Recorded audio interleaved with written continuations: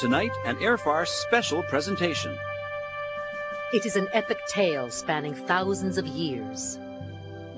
Canada, a mildly informative, not overly long, people's history. This is a story of such momentous distinction. I am going to speak very slowly, just to make it seem more important than it is.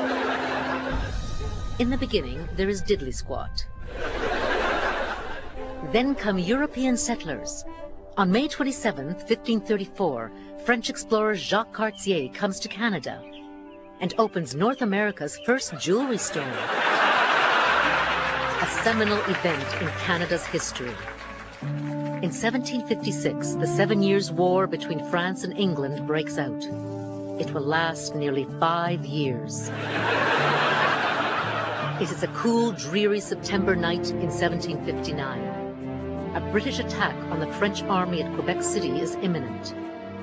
Aboard the British Expedition's command ship, the captain awaits the arrival of General James Wolfe.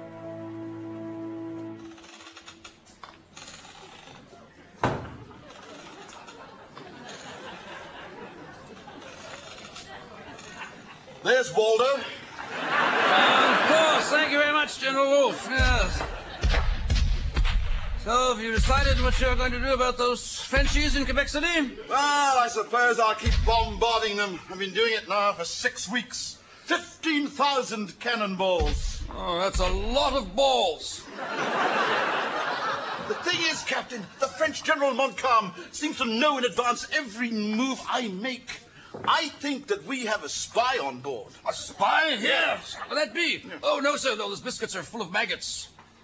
Oh, they're the best bits, aren't they? Are they, Henry? Oh, that's for sure, Monsieur General Wolfe. You said that them maggots are the best bits for sure on that. I just don't see how you're going to take the French. You haven't got enough cannonballs. You fired off 15,000 of them. Oh, that's a lot of We've balls. just done that one. I'll tell you how we'll attack Quebec City. What's the French winter carnival guy? Looks like a snowman. That's a bonhomme carnaval. So I've been told. Yes, well, dress up all our men in this Monsieur Bonhomme, land them at night, get them to climb up into Quebec City, going ho, ho, ho, who's for a piss-up, and then, when the moment is ripe,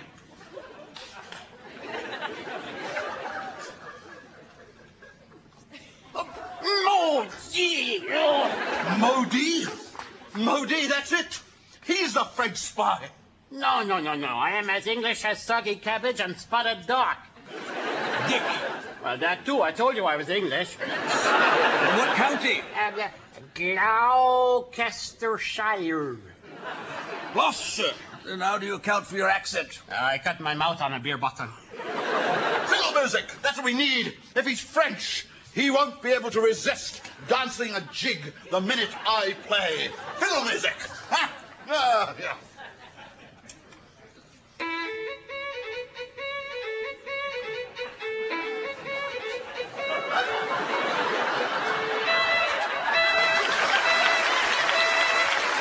Of these 3 men, General Wolfe dies the next day, taking the plains of Abraham. The servant Henry becomes a Quebec senator. The English sea captain retires, becomes a professional dancer, and spends the rest of his life living off Canada Council grants.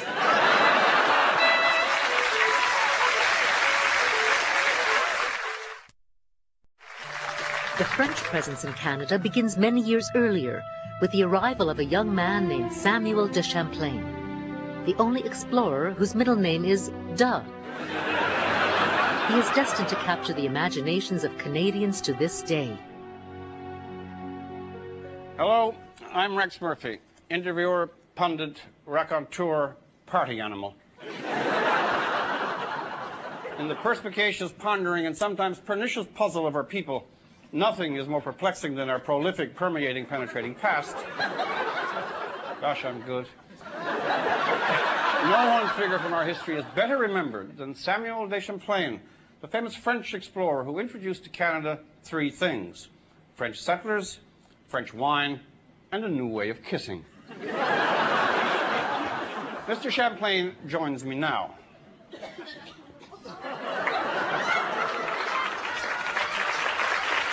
Nice to be here, Rex. Perhaps I could demonstrate the French kiss for you. No thanks, I've already had breakfast.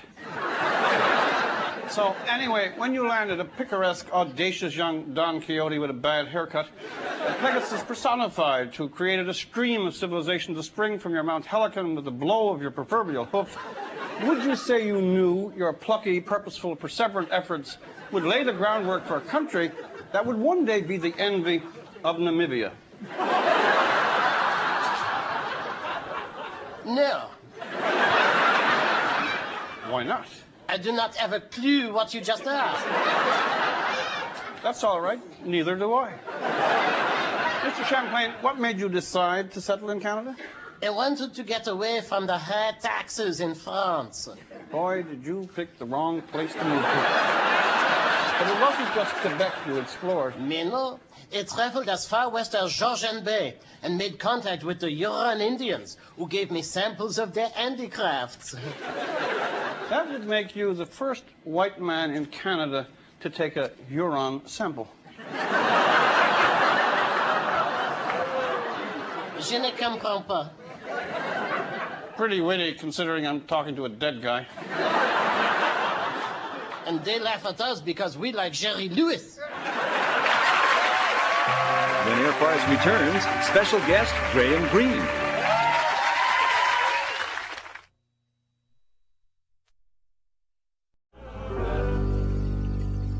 Canada, a mildly informative, not overly long, people's history. As the 18th century draws to a close, the British move into Upper Canada in hopes of finding a site for the 2008 Olympic Games.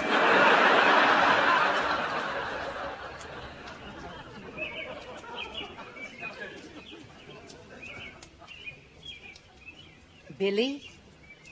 What does it mean when you see an apparition dressed in an outlandish, gaudy, ridiculous uniform? The Shriners are back in town. It looks like a bad omen to me. Hello, hello, cheerio, pip, pip.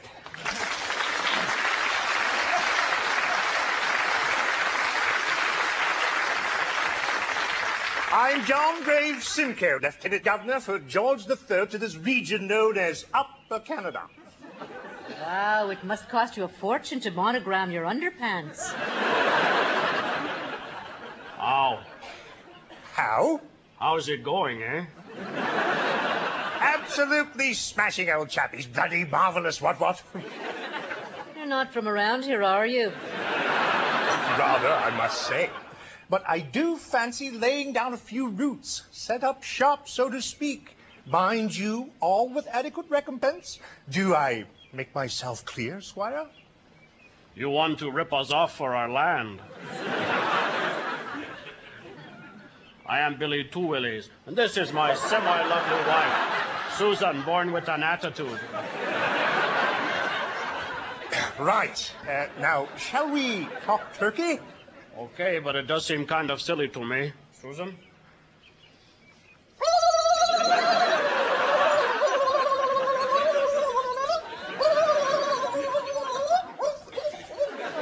Pretty good, eh?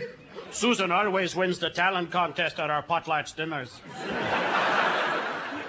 We could let you have this land, this Toronto, but it would not come cheap. Toronto? Exactly what does Toronto mean in real language, old man? It is a local native word meaning future city of great financial profits and many luxury condos. Brilliant. You have a deal, native people. I'll be right back with the contracts.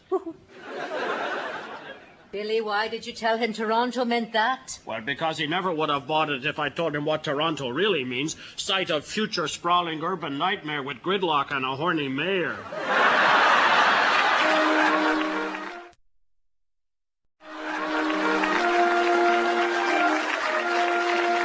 The War of 1812 breaks out, and immediately an overture is written about it.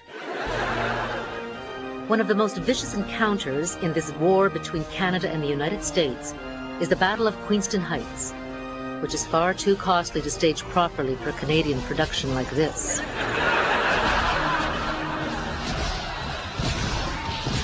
I say, attack the American swine. Die, British losers. Bang, bang, take that, you're dead. Ow, ooh, ow. You're dead, bang, bang. Ooh, ah. Admit it, you British are defeated. Never bring on the secret weapon. The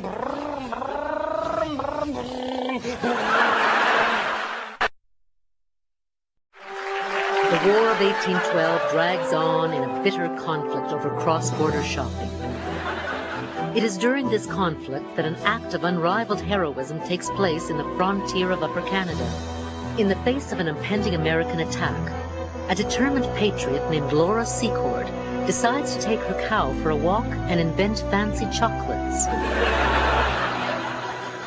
I'll never forget the day I overheard the Americans planning a sneak attack on the British post at Beaver Dams.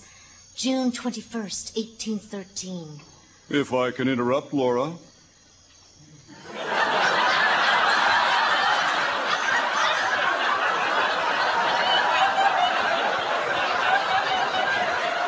I believe it was June 22nd. Fine, then. June 22nd, 1813. Are you sure it was 1813? After all, it's called the War of 1812. Let's say 1812-ish. It was up to me to warn the British troops. Excuse me? Actually, it was my idea.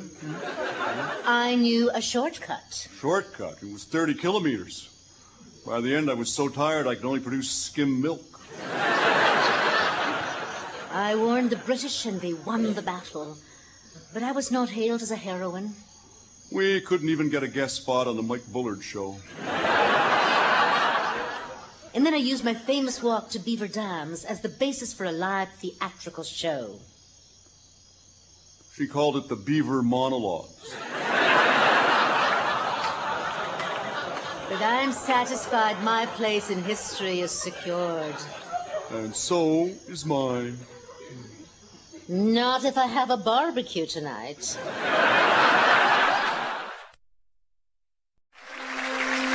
By the mid-1860s, unification of the British colonies is inevitable.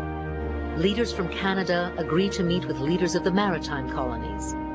They choose to gather in Charlottetown after being guaranteed there will be no sudden outbreak of Anne of Green Gables. 3 years later, July 1st, 1867, a historic day is marked for Canada. The first light beer is brewed. Also, Canada is confederated. The efforts of one tenacious, driven politician are chiefly responsible for success. That man is destined to lead the new country. John A. Macdonald. Oh, it's true. As Confederation, I became Canada's first Prime Minister, a job I took most seriously. Except for the 5 years I was pissed out of my mind. I'm proud of what I accomplished. The people of this country can say John A. Macdonald was a... The Last Fight with Mike, when Air Farce continues. The 1860s are a rebellious time in the West. One man champions the cause of Métis sovereignty. Hello, I am Lucien... Louis Riel. Some people see me as a fanatic, scheming radical bent on separation.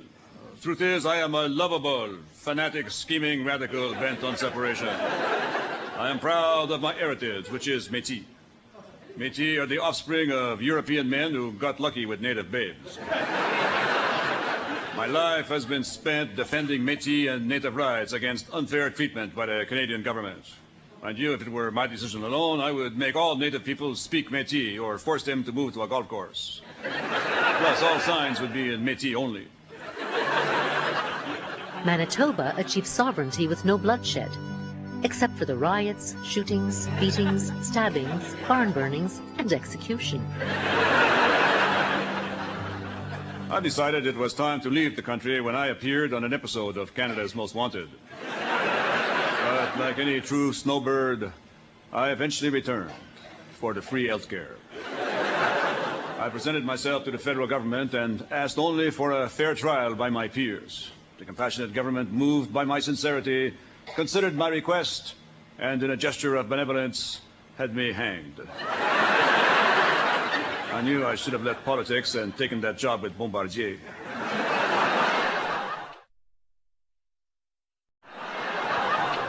It is to be what most historians consider the defining moment in the history of Canada. The last spike is to be the symbolic yada yada yada, now truly one nation, yada yada yada.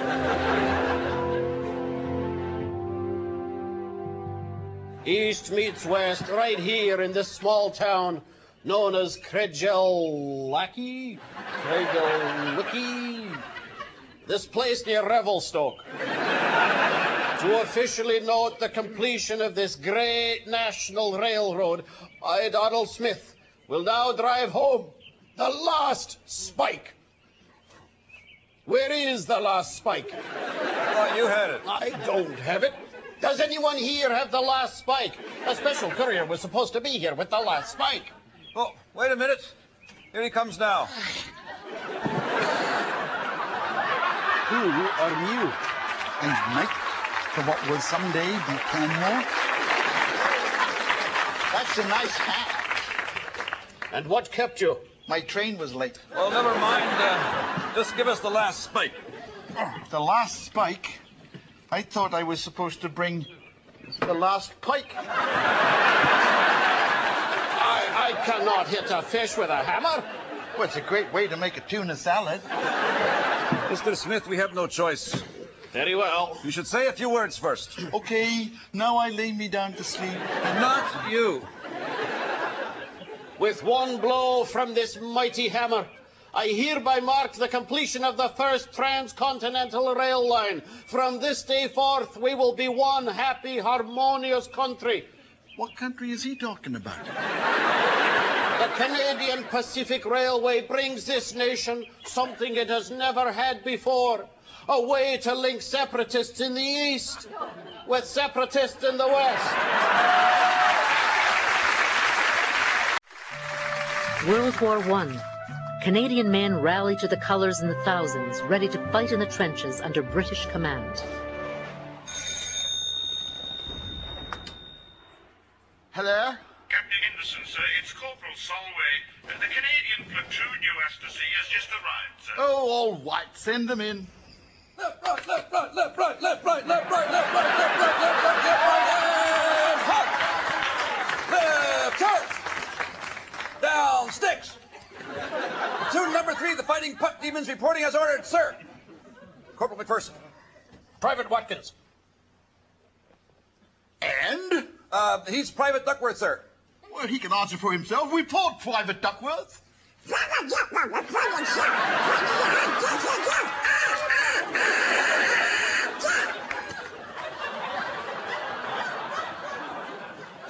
All right. Now, look, you Canadians, you've been very successful, but you are attached to the British Army, and we do things a certain way. And attacking the enemy with hockey sticks while wearing skates is not one of them. But it works every time, sir. It confuses the enemy, sir. And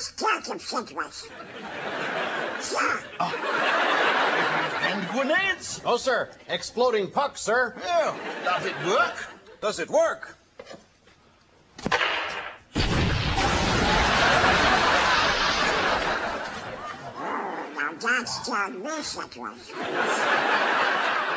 Look, sir, I'll show you how it works. Take out your gun, pretend you're an enemy walking along the trench. What?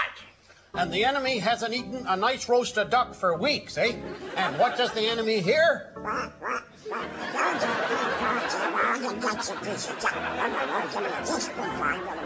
And what do you do, sir? I scramble to reach the duck.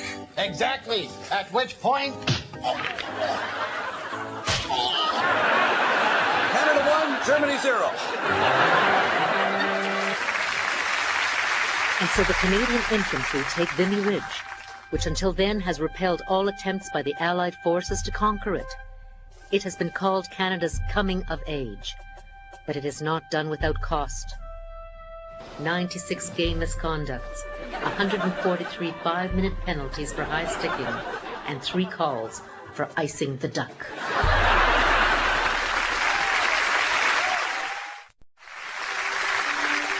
Canada today is a leader on the world stage.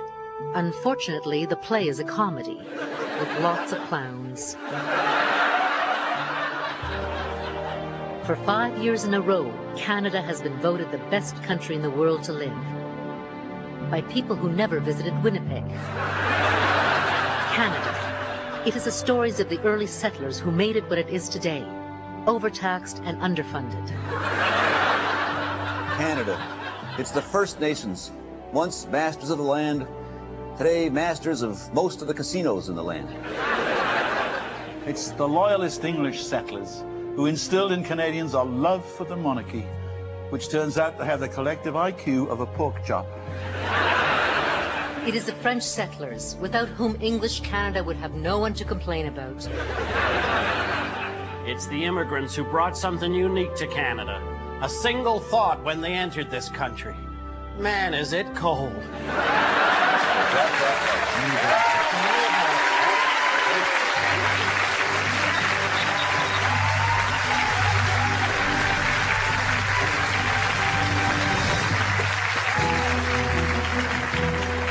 We hope you enjoyed tonight's short attention span history of Canada.